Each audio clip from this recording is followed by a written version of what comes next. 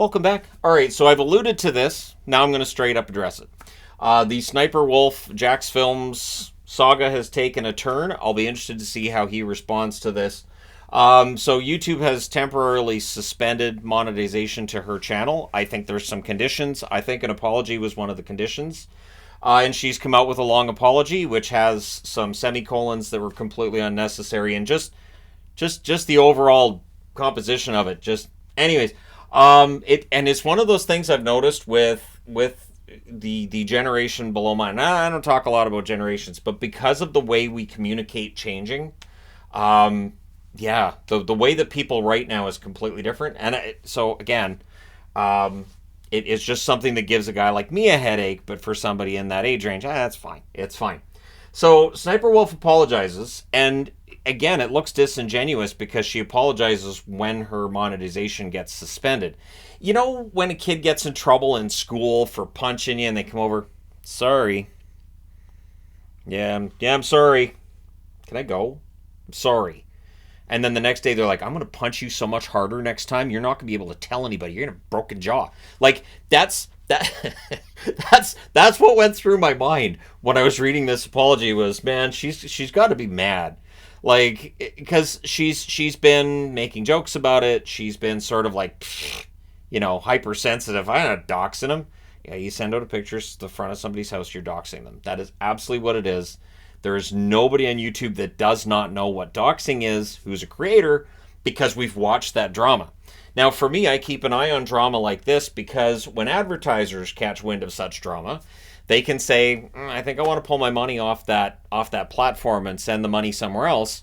Then that affects all of the creators on the platform. So that's why I have to keep up on this. And that's why I'll make videos talking about this stuff too, because it can negatively impact everybody on the platform. And there's a lot of YouTubers, I'm going to say, it's been pretty united in the idea that, hey, you can't just dox somebody and nothing happened. That should not be a thing, because you're setting a really, really dangerous precedent here. And I know it's made some bigger creators nervous. It's just that makes sense that it would make people nervous, because, sure, let's just say she's perfectly fine. She's a wonderful young lady, no problems, completely just, emotionally the most mature, awesome person you could ever meet.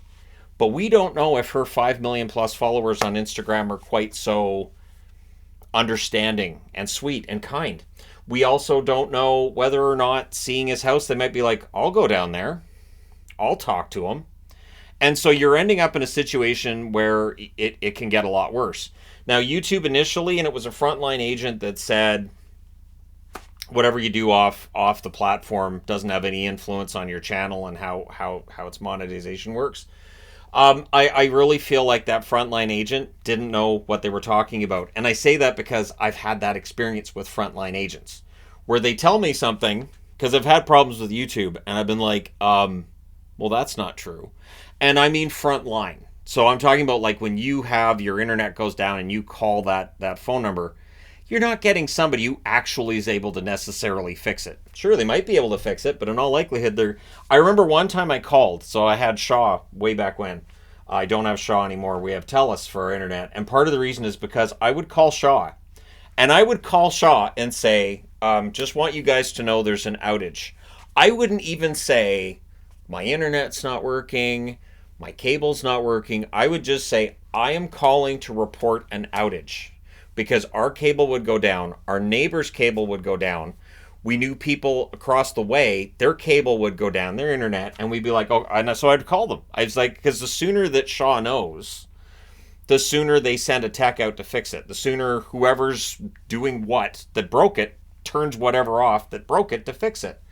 And they would argue with me. They'd be like, well, let's just go ahead and try power cycling your modem. And I'm like, I'm just calling to tell you there's an outage in Chilliwack. I am telling you, everybody in my neighborhood just lost the internet and the cable. My box didn't do that. I don't need to do it. And the part that got me was the one time I called to tell them there was an outage, puts me on hold, comes back and says, yeah, I just talked to my supervisor. Apparently there's an outage in your area.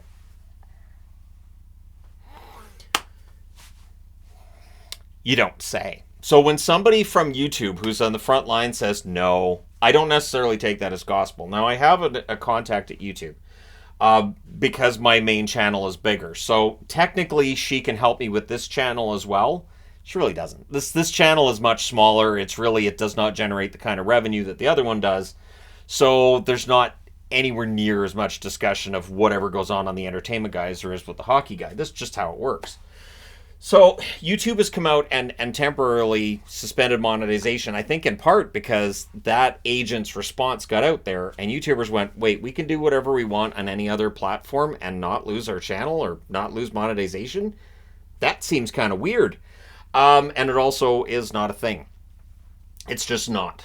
It's not a thing. And it's the reason why I don't swear in videos. I cut out the swearing in my videos, I'd say 6.5 years ago, because there was talk about, well, family friendly. And then, of course, there's that tricky part, too, where if it's too family friendly, you end up in the kids section, which means you don't make money there either.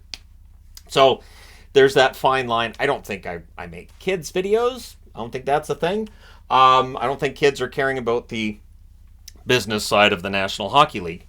But there's that sweet spot where you figure out, okay, this is what works. This is how this is going to grow. And I've done that with both channels. I've approached both channels the same way. The success on my main channel has been quite good. The success on this channel is still, I think, a success because in general, this channel does generate revenue. I don't have to worry about losing my ability to monetize this channel anytime soon. The view counts are pretty good.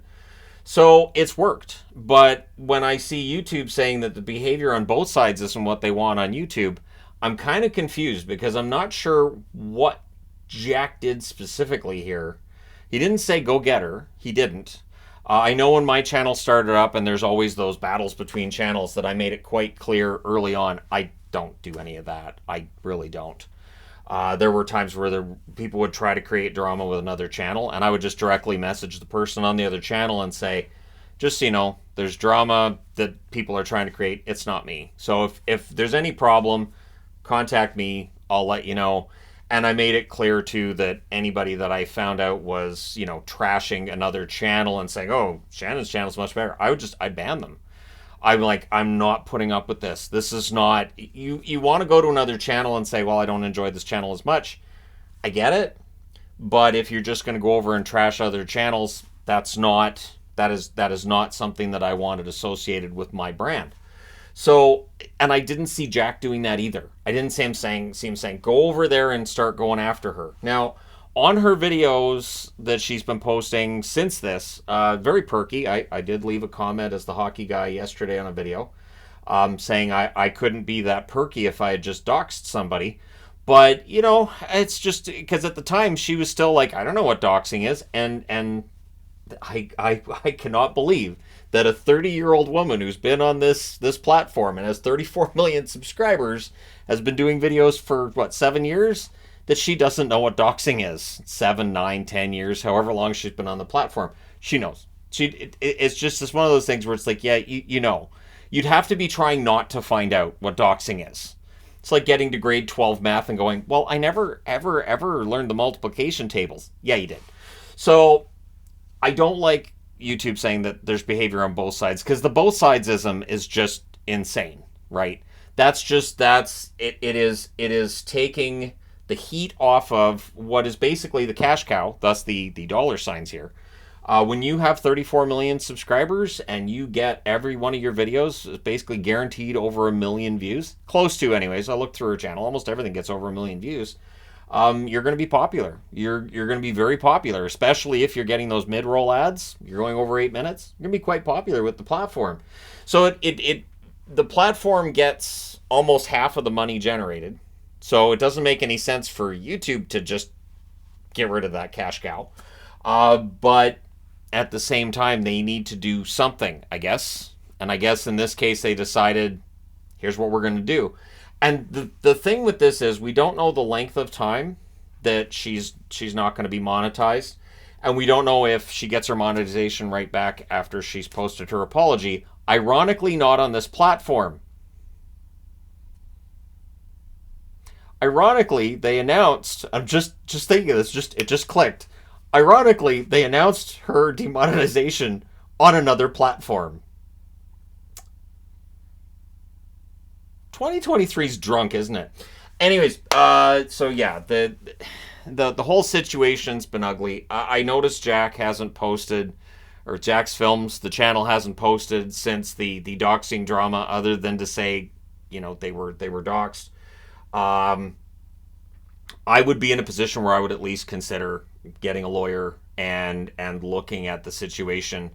And if she's really going to reach out and try to talk this out with him, I hope the best thing to come out of this would be that she starts crediting creators that she uses videos from, which is the least you can do, and that she starts to put a little more oomph into her content of sorts, little more substance in there.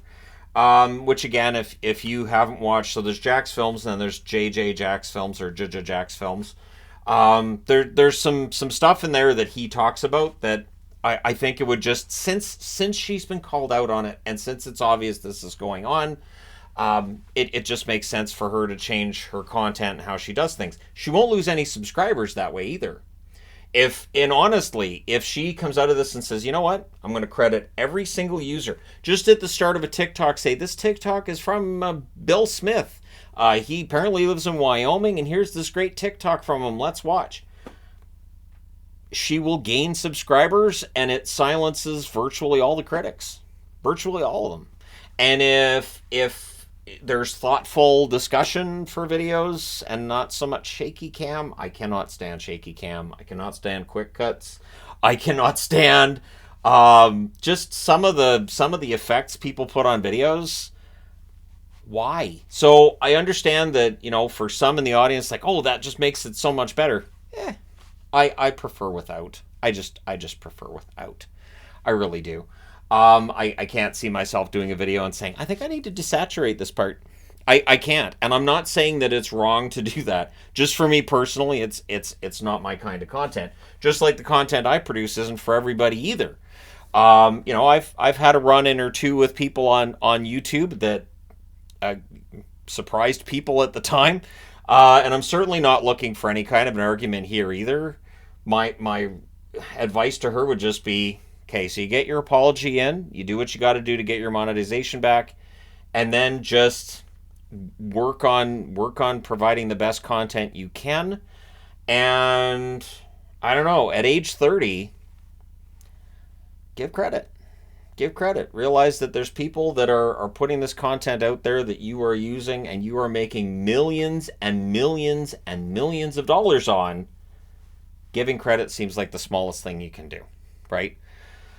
It just feels so obvious, so painfully obvious, and yet here we are. So let me know your thoughts in the comment section below as always. And no, I didn't think I was going to end up here doing a video specifically mentioning Sniper Wolf and Jack's Films and going into this, but here we are. It is bonkers. Like I said, 2023 is drunk. But let me know your thoughts. Hit like and subscribe if you're browsing your way through. You just happened upon this video, or just because you want to hit like and subscribe. And hey, thank you guys so much for all your support. It means a lot. And of course, the Nightmare on Elm Street jersey is because we're getting close to Halloween, so I figure I might as well Halloween it up a little bit. Thank you guys for all your support. I will talk to you again soon.